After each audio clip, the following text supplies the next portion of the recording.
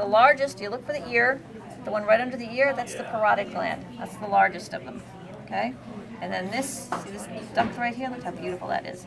Right there, that's the parotid duct running right across the face of that masseter muscle. Bring the saliva into the mouth, okay? This bulbous thing right down here, this is actually the submandibular gland right here, under the mandible, just below the parotid gland. And then this would be the submandibular duct going into the mouth. Okay? The third one is the sublingual. Now we're not going to worry about that because that's deep down in there. You won't see it anyway.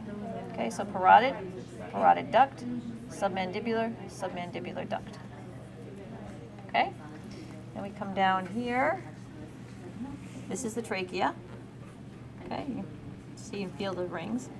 Right up here, these big pieces right up here, those are the thyroid cartilages right there and there. And the bump on the front, that's the Adam's apple, or the ventral median prominence.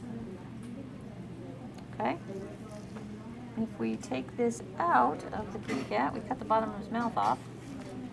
This right here, this leaf-like piece of tissue right there is called the epiglottis.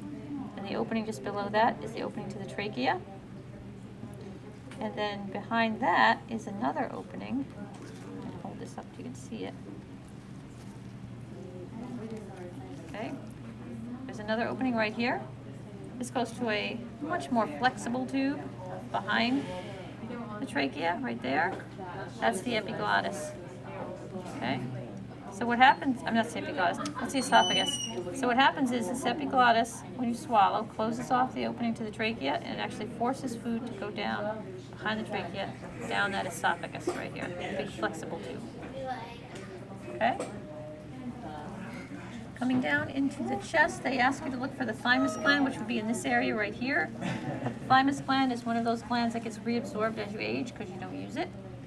In us too. Like none of us would have a thymus gland anymore. Neither does he. Okay. They also tell you to look for the phrenic nerves. See these little pieces that look like string right here?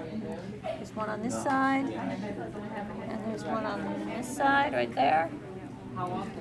Big long nerves. They run all the way down here on either side of the heart, and they innervate this muscle right here. Thin but very tough muscle. This is the diaphragm. Okay, so these are the phrenic nerves on either side of the heart here, big long nerves that go in and innervate either side of the diaphragm. Okay, all this stuff here, this is lung tissue, obviously. Okay.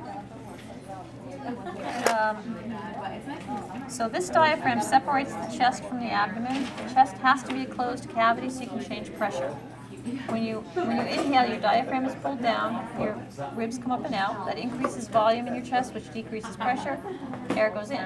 When you exhale, that diaphragm comes back up, the ribs come back down. Decreased volume, which means you increase pressure in your chest, and the air is forced out. So if I were to put a hole right there, I wouldn't get anything vital, but you would suffocate because you wouldn't be able to change pressure, so you wouldn't be able to bring air in and out.